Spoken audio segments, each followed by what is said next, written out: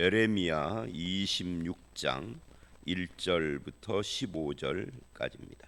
이제 우리는 오늘부터 에레미야서를 매일 아침마다 묵상하게 되었는데요. 이 에레미야서는 여러분이 잘 아는 대로 눈물의 선지자라고 에레미야를 그렇게 부릅니다. 그래서 이 에레미야서가 굉장히 무거운 책이고 슬픈 책이고 또 어떤 면에서는 괴로운 책이기도 하고, 제가 언젠가도 말씀드렸는데 오래전에 제가 계속해서 기분이 좀 이상하고 다운되고 그러더라고요. 그래서 도대체 원인이 뭔가, 몸이 아픈 것도 아니고 그때 뭐 교회에 무슨 문제가 있거나 가정에 어려움이 그런 것이 아닌데 계속 좀 침체되는 것 같은, 그래서 아무리 생각해도 원인을 알 수가 없는데 어느 날 그 고민이 며칠을 계속되다가 요즘 에레미야 묵상을 하고 있지. 그러니까 성경 말씀 묵상하는 것이 저에게 좀 어떤 영향을 주더라고요.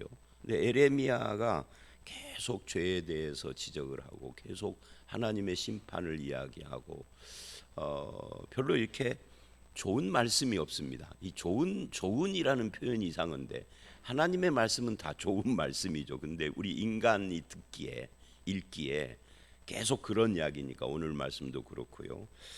그러다가 뭐 새언양 이야기가 나오는 부분이 살짝 있기는 한데 전체적으로는 너희들 멸망할 거야 뭐 이런 이야기를 하고 있습니다. 그런 분위기의 책이고요. 이 에레미야서는 이스라엘이 나라를 건국을 하고 남북으로 나눠져서 북왕국은 722년에 멸망했고 남왕국이 이제 586년에 망하게 되는데, 그 망하기 직전 요시야, 오늘 본문에도 요시야가 나오죠. 1절에 유다의 왕 요시야의 아들 요야김. 그러는데 이 유다가 멸망하기 직전에 가장 신앙이 좋았던 왕이 요시야예요. 요시야가 그렇게 우상 숭배로 그냥 온 강토가 찌들어 있는 그 유다를, 북왕국 이스라엘이 이미 그것 때문에 멸망한 뒤니까 유다를 완전히 개혁을 해서 하나님께로 신앙을 돌려놨는데 요시야가 일찍 죽어요. 그것도 이제 요시야가 죽은 것이 그 당시의 국제 정세, 애굽과 그 북쪽에 있는 시리아 쪽에 있는 두 왕국 사이에서 이제 가운데 끼어가지고 전쟁에 휘말려서 죽죠. 이게 아수르, 바벨론 그리고 페르시아로 이렇게 제국이 이어져 가는 중에 남쪽에 있는 애굽은 과거의 영화를 못 잊어서 계속 북쪽에서 일어난 제국 들어오고 계속 마찰을 하면서 나중에는 멸망을 하는데, 이 유다도 그 사이에 끼어 있기 때문에 그래서 요시야가 죽어요. 근데 요시야의 죽음의 그 당시 국제 정세가 그런 전쟁, 패권 이런 것이 있는데 하나님께서는 요시야의 죽음을 일찍 데려가신 것이다 그렇게 말을 해요. 열왕기 하에 보면, 역대 하에도 그렇고. 그러니까 어차피 유다가 멸망할 것인데 그 꼴을 보지 않도록 하시는 하나님의 배려인데 그게 일찍 죽는 거예요. 33인가 예수님처럼 그렇게. 우리가 좀 이해가 안 되죠. 하나님을 잘 믿고 하나님께서도 어쩌면 구약 성경에서 이스라엘 국가 건립 후에 다윗을 빼놓으면 나머지 솔로몬서부터 나머지 모든 왕들보다 가장 신앙이 좋은 사람 히스기야도 신앙이 있었지만 살짝 그 약점을 보였어요. 히스기야의 그 문제가 있거든요. 뭐 여호사밧은 말할 것도 없고 신앙인이지만 여호사밧이 그 가져온 어떤 뭐라고 그럴까요? 하여튼 이스라엘에 안 좋은 영향이 있었어요. 아합과의 교제 때문에. 그러니까 다윗 솔로몬 이후에 신앙의 왕을 여러분 꼽으라면 지금 여호사밧하고 히스기야, 뭐 그 외에도 약간씩 있지만은 뭐 두드러지지 않으니까 그리고 한두 명 뭐 더 있을 수 있는데 이 사람들보다 훨씬 신앙이 좋았던 사람입니다. 요시아는 뭐 일찍 죽어서 그러는지 몰라도 무슨 약점이 기록됐고, 그런데 하나님은 그가 일찍 죽게 해요. 근데 그 죽음이 복이다 그래요. 또 잘 이해가 안 되죠. 하여튼 그런 시대입니다. 그때 에레미야가, 그 요시야가 죽고 그 아들들이 계속해서 바꿔가면서 통치를 하는데, 이제 애굽과 바벨론이 간섭을 해가지고 왕을 폐위시키고 쳐들어오고 점령하고 막 이거를 왔다 갔다 하던 시대예요. 그때 에레미야가 등장을 했습니다. 그러니까 그 당시 분위기는 이거예요. 친애굽 정책이냐 친바벨론 정책이냐, 우리로 말하면 친중 정책이냐 친미 정책이냐 이런 거죠. 근데 에레미야 시대의 사람들은 대부분 다 친애굽 정책을 따랐어요. 이게 바벨론이 패권적이고 그래서 막 정복을 하고 그러니까 바벨론을 반대하는 것이 애국이었거든요. 애국. 그런데 에레미야가 등장을 해서 야, 너희들 하나님의 뜻이 이런 거야 하고는 뭐라고 하느냐면, 저항하지 말고, 바벨론이 쳐들어오면 저항하면은 다 죽으니까 저항하지 말고 그냥 고스란히 살아남는 게 목적이야. 왜냐하면 하나님이 70년 후에 해방시켜 주신다고 그랬으니까. 그 다니엘이 포로지에서 살면서 에레미야의 서책을 통하여서 깨달은 것이 그 70년이거든요. 에레미야의 70년 말씀을 놓고 보니까 다니엘의 시대 그때가 70년이 다 된 거예요. 이거 하나님의 약속한 날이 다 됐는데, 그걸 이제 에레미야가 말한 거예요. 70년 후에 돌아와서 나라를 복구해야 하는데, 그때까지 가능하면 너희가 살아남고 너희 자손을 번성시켜서 돌아와야 하는 거 아니야. 근데 너희들이 다 죽으면 어떡해? 하나님의 뜻은 바벨론에게 저항 않고 포로로 잡혀가는 거야. 그러니까 이게 미움을 사는 거죠. 아니, 항복하라는 거잖아요. 이제. 그래서 미움 사는 거거든요. 근데 그렇게 되는 이유가 뭐냐? 너희들의 죄 때문이다. 이게 에레미야서 전체를 그냥 짧게 말하는 것이라고 할 수 있어요. 에레미야서의 주제가 그거예요. 그런 중에 하나님의 뜻이 있다. 70년 만에 돌아오고, 그리고 그것은 더 멀리 보면은 예수 그리스도가 오시는 새 언약하고 연결되는 거다. 이스라엘의 존재의 목적이 바로 그 새 언약의 성취에 있는 것이다. 이걸 이제 에레미야가 말하고 있는 거죠. 자, 그런 배경을 놓고 오늘 이 본문은 하나님의 뜻을 빙자해서 반바벨론 정책을 주장하는 정치인들과 특별히 선지자들, 제사장들, 이런 사람들과의 논쟁입니다. 그게 26장부터 29장까지, 이게 큰 문단이죠. 26장부터 29장까지가, 그리고 이제 30장부터 33장은 에레미야의 심장부라고 그렇게 불러요. 여기는 에레미야서의 유일한 위로의 메시지예요. 이 30장부터 33장을 빼놓고는 전부 다 회개하라 하고 죄를 책망하는 내용인데, 거기에 유일한 그 새 언약 이야기, 위로의 메시지가 나옵니다. 그 전에 29장까지는 논쟁이다. 그러니까 금방 제가 쭉 길게 설명한 것처럼 친바벨론 정책을 하나님의 뜻이다라고 하는 거짓 선지자들, 그리고 반바벨론, 그리고 바벨론을 섬겨라, 차라리 잡혀가서 살아남아라 하는 것이 하나님께서 에레미야를 통하여서 말씀하시는 것입니다. 오늘 본문을 직접 보기 전에 1장부터 25장은 선지자가 자기 자신을 이야기를 할 때 1인칭으로 써요. 나라는, 내가. 그런데 26장부터 45장까지 이 에레미야서의 후반부의 이야기가 전부 다 선지자가 자기 자신을 이야기를 할 때 3인칭을 주로 써요. 45장까지 그렇습니다. 에레미야가 52장까지 있는데 거의 대부분이라고 할 수가 있어요. 그리고 이제 46장 이후에는 조금 달라지죠. 그래서 이런 부분들에 대해서 우리가 알고 있는 것이 좋을 것 같고요. 26장은 이제 좀 좁히는 겁니다. 26장은 성전 뜰에서 선포하는 말씀이에요. 그래서 이것을 성전 설교라고 그렇게 부릅니다. 그 성전 설교의 핵심은 6절입니다. 이 성전이 실로처럼 되고 이 성이 저주거리가 되리라 하는 예언을 함으로써 논쟁을 촉발시키는 그런 에레미야의 이야기를 담고 있습니다. 이 성전이 실로처럼 되리라 하는 것은 조금 이따 그 본문에서 보기로 하고요. 이제 이런 흐름 속에서 먼저 1절로 9절과 10절로 15절, 오늘 본문은 두 문단으로 나누어집니다. 1절로 9절, 여기서는 지금 어떤 이야기를 하고 있느냐면 친애굽 정책을 펴는 그런 주동자들과의 그런 어떤 마찰을 시작을 해요.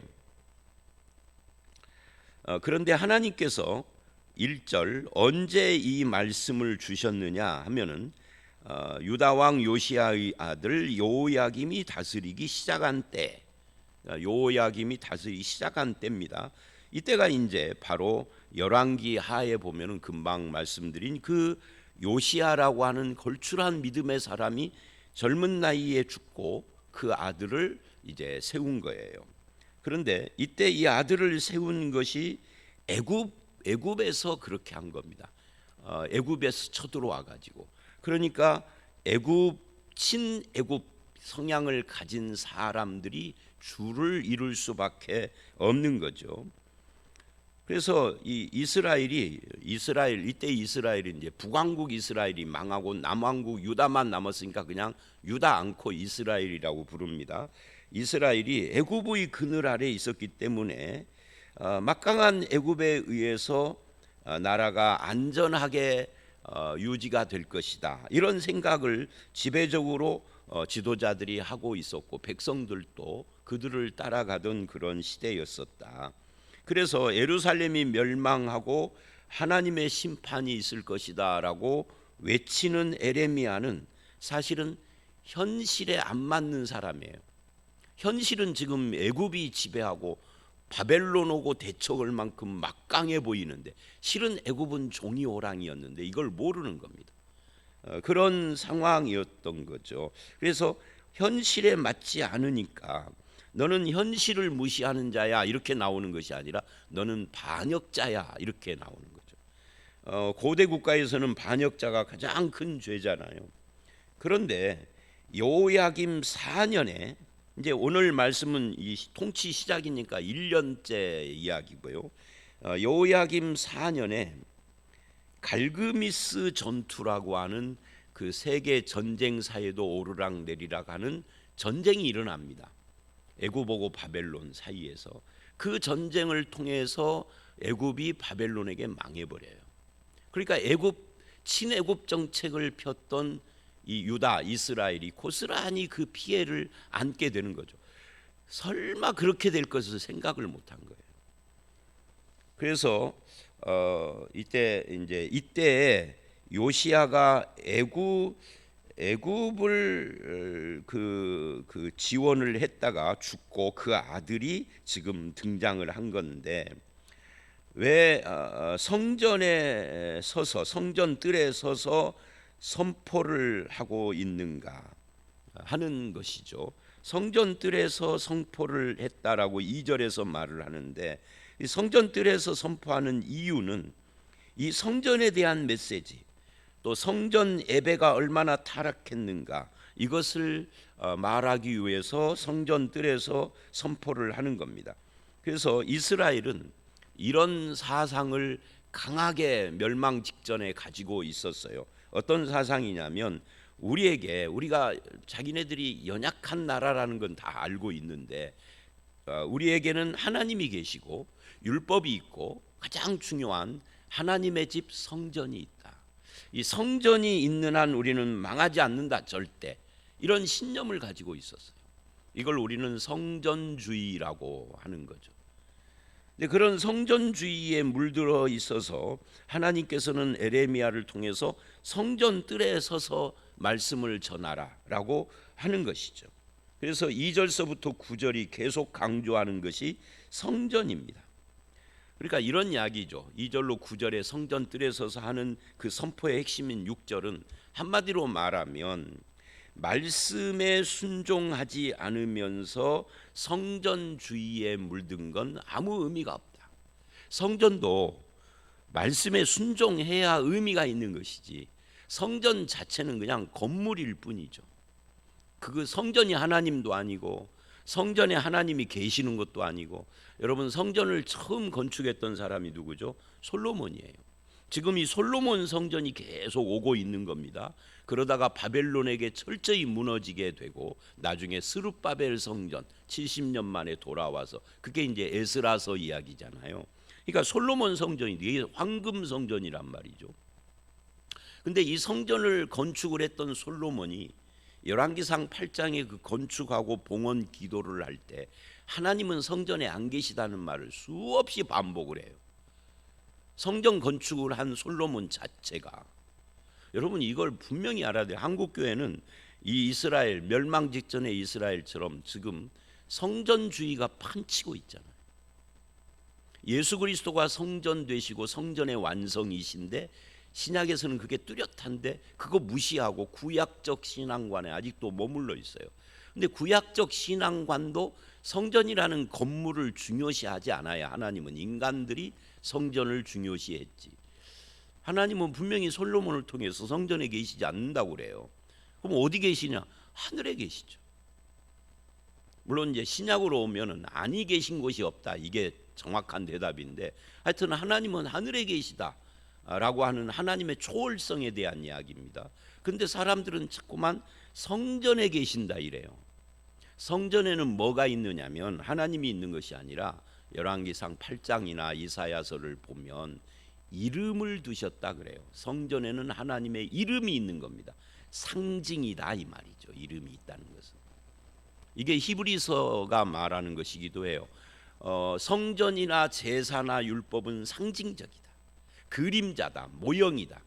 이 상징과 그림자 모형이 참 몸인 예수님이 오심으로 이제는 끝났다. 예수 그리스도가 실체다 이 말이에요. 그러니까 성전이 가리키는 것은 예수님이에요. 하여튼 이 성전주의는 말씀에 순종하지 않으면 아무 의미가 없다. 그러나 말씀에 순종하면 성전은 유용하죠. 거기서 하나님을 예배하고, 하나님이 거기 안 계셔도 이름을 두신 것이기 때문에 하나님이 그 예배를 받고. 그러니까 성전은 하나님께 드리는 이 제사 예배를 하나님이 받으시냐 안 받으시느냐, 이게 중요한 거지. 하나님이 받든 말든 나는 제사 행위를 정성껏 할 거야, 그런 거고 비슷하죠. 아무 신이나 내 기도 받으소서 정화수 떠놓고 비는 거고 똑같잖아요. 그건 무속이에요. 기독교도 무속이 될 수 있어요. 그러면 아무나 기도만 응답해 달라고. 내 정성이 중요하지 하나님의 뜻은 중요하지 않게 되면은 그게 무속이 되는 겁니다. 우리 기독교 신앙은요, 내 정성이 아니라 하나님의 뜻이 중요한 거예요. 그 하나님의 뜻은 뭐예요? 말씀의 순종이죠. 오늘 본문도 결국 그거예요. 에레미야서 전체가 말씀에 순종하라, 안 하면은 심판받을 거야, 그 말이에요. 이 간단한 이야기를 52장이나 적어놨어. 왜? 저들이 안 들으니까.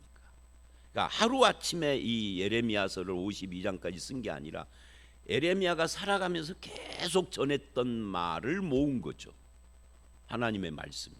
자, 어쨌든 그래서 계속 강조하는 것은 말씀입니다. 성전주의와 말씀주의가 부딪힌 거예요. 오늘날도 마찬가지예요. 그러면서 계속 그 하나님께서 2절을 보면 성전 뜰에서 유다 모든 성읍에서 여호와의 성전에 와서 예배하는 자들에게 내가 너에게 명령하여 이른 모든 말을 한마디도 감하지 말고 전해라. 그러니까 메시지를 전하는 선지자나 신약의 목사는 하나님의 말씀을 한마디도 감하지 말고 전해야 해요. 내가 생각하기에 은혜스러운 말만 골라서 전하면 안 돼요. 그런 의미에서 제가 강해 설교를 하는 이유가 거기 있는 거예요.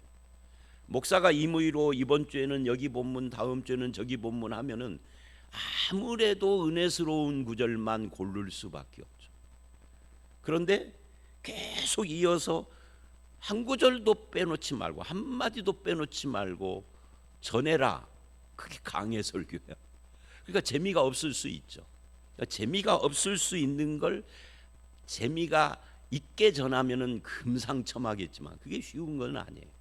어쨌든 한마디도 감하지 말아라.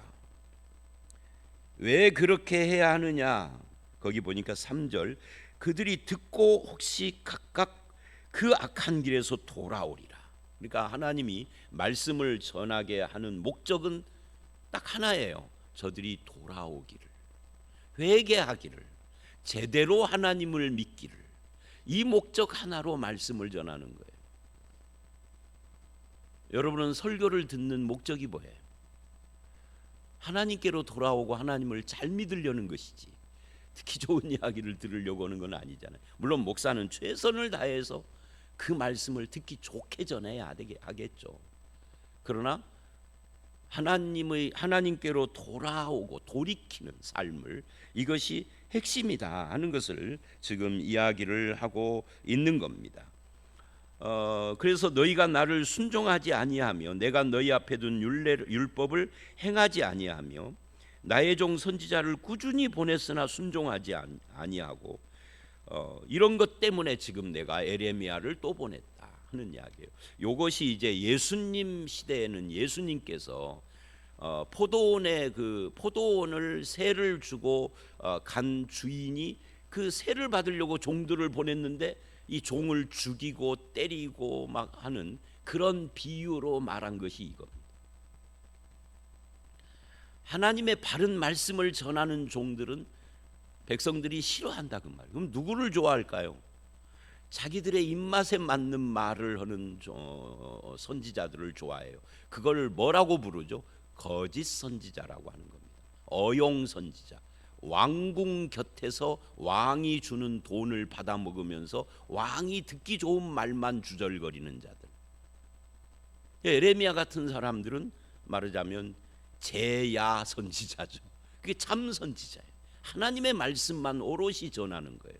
근데 어용 선지자, 거짓 선지자들은 사람들이 듣기 좋은 말을 골라서는 거예요.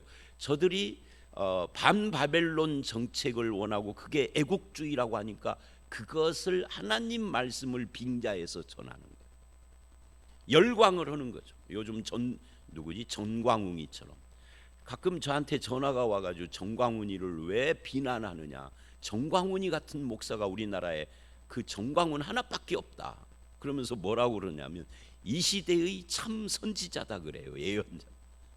그래서 나 떡이다 그러죠 제가. 아니 하나님의 선지자가 막말을 해? 자, 하여튼 이제 그런 겁니다. 애국주의. 그러니까 그 거짓 선지자들이 진짜처럼 보이는 거예요. 자기들이 원하는 말을 해주니까. 에레미야는 계속 회개하라고 그러고 회개하라고 그러니까 불편한 거죠.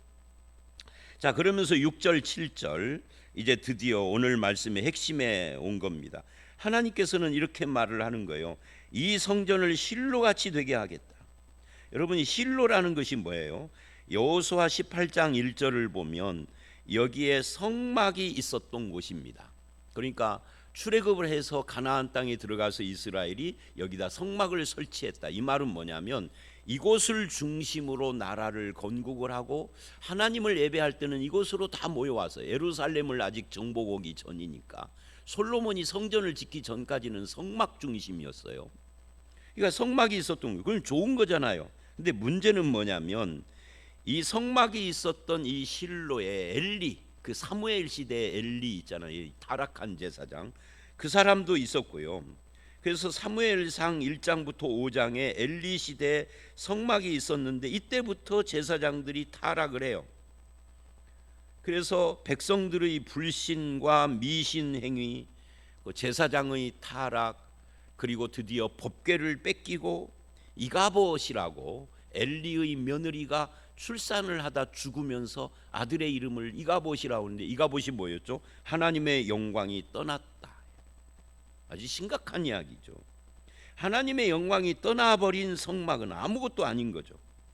성전도 마찬가지고 하나님의 영광이 함께해야 의미가 있어요. 오늘날 교회도 마찬가지예요.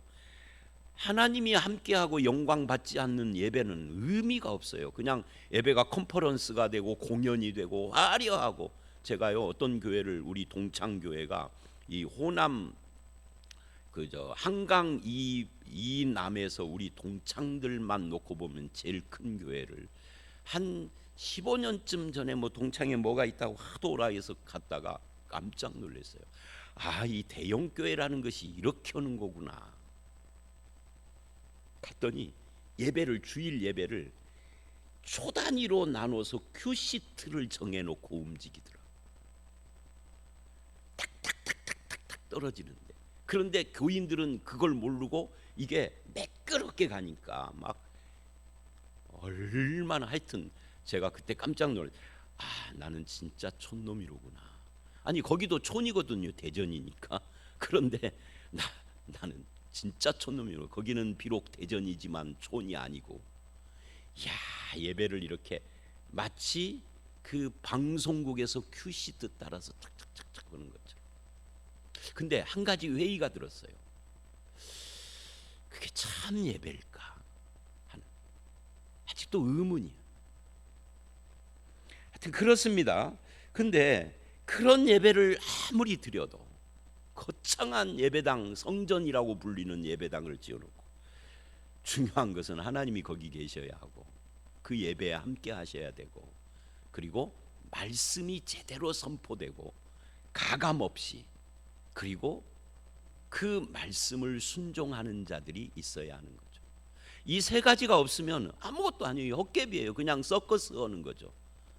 그래서 그 사람들은 예배를 예배라고 하고 뒤에서는 뭐라고 부르냐면 컨퍼런스라고 하고, 화려할 때는 공연이라고 하더라고요. 그래서 준비해야 한다고. 하나님 앞에서 우리가 이렇게 초단위로 준비를 해서 움직인다고. 근데 저는 조금 이상했어요. 하나님 예배 같지가 않았어요.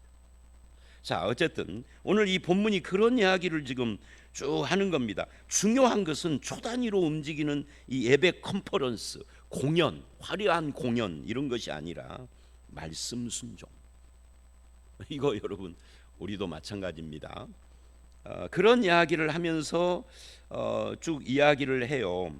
8절 에레미야가 전하기를 마침에 선지자들과 백성이 그를 붙잡고 네가 반드시 죽어야 하리라. 듣기 싫은 이야기를 했다는 거죠.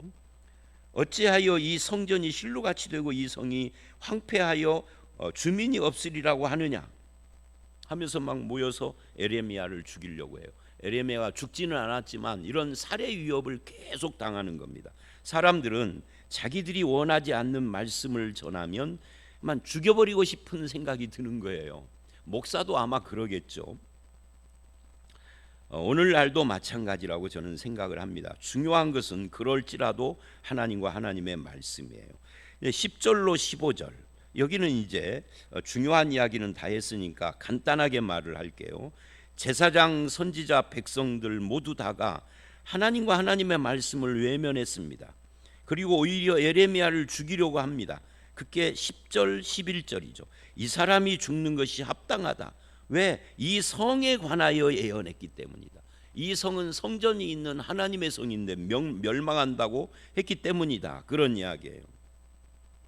에레미야가 하나님의 말씀을 감하지 않고 전한 결과 사람들이 싫어하고 죽이려고 했다. 나는 하나님의 말씀을 전할 때 에레미야처럼 담대한가? 어떤 특정인들이 이렇게 싫어해도 하나님의 뜻을 다 드러낼 수 있겠는가 하는 생각을 목사로서 해봅니다. 또 성도로서는 내가 말씀이 나를 책망할 때 어떻게 반응을 해야 할 것인가에 대해서도 생각해 보셔야 합니다.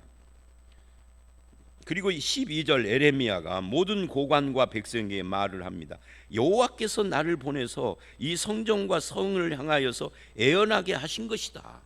이건 하나님 탓이야. 그러니 너희는 13절 너희 길과 행위를 고치는 것이 마땅해. 하나님의 말씀 목소리를 청종하는 것이 중요한 거야. 하나님께서 그렇게 하면 뜻을 돌이킬 거야. 그러니까 뜻을 돌이킨다는 것은 하나님이 이랬다 저랬다 한다는 이야기가 아니라 하나님의 뜻은 멸망시키는 것이 뜻이 아니라 이들을 회개시키는 것이 뜻이에요. 근데 왜 멸망하느냐? 하나님의 뜻을 안 따라서. 그래서 하나님은 뜻을 이랬다 저랬다 하는 분이 아닙니다. 뜻이 일정합니다. 회개하고 돌아서는 겁니다. 그거 이야기를 하는 거예요. 이 돌이키리라는 말에 꽂혀가지고 하나님을 이 말했다 저 말했다 우리가 기도 세게 하면 하나님이 변하는 것처럼 말하는 건 성경 잘못 본 거예요. 그러면서 15절 그래요. 너희는 분명히 알아라. 너희가 나를 죽이면, 이게 참 재밌는 거예요. 하나님의 뜻을 전했으면 안 죽어야 할 거 아니에요. 근데 하나님은 에레미야가 죽을 때까지 아무 조치를 안 하세요. 너희가 나를 죽이면 반드시 무죄한 피를 너희 몸과 이 성과 이 성 주민에게 돌리는 것이라. 나는 하나님의 뜻대로 죽는 거지만 그 죄가 너희에게 돌아갈 것이다요. 자, 이 정도는 담대해야 하는데 저는 가만히 생각해봐요. 내가 이런 상황이면은 하나님께서 안 도와주시고 내가 죽어간다는데도 가만히 있으면은 내 신앙이 안 흔들릴까? 안 흔들려야 하겠죠. 자, 오늘 여기까지입니다. 오늘 말씀의 결론은 이겁니다. 하나님의 말씀에 순종하지 않으면 성전은 의미 없다. 이게 오늘 말씀의 결론입니다. 저와 여러분이 말씀을 잘 듣고 가감없이 전하는 목회자, 그거를 잘 듣고 순종하는 성도, 그 교회가 참 교회인 것을 깨닫고 그렇게 살아가는 저와 여러분들이 다 되시기를 주의 이름으로 축원합니다. 함께 기도하겠습니다. 하나님, 성전주의에 사로잡힌 에레미야 시대의 이스라엘을 향해서 성전보다 중요한 것이 말씀을 순종하는 것이다 라고 강조하는 하나님의 종 에레미야를 봅니다. 우리도 그렇게 에레미야의 선포하는 말씀처럼 하나님의 말씀을 순종하여 하나님께 영광을 돌리고 순종의 삶을 살아가는 그런 성도와 교회가 되게 하여 주시옵소서. 예수님 이름으로 기도드렸사옵나이다. 아멘.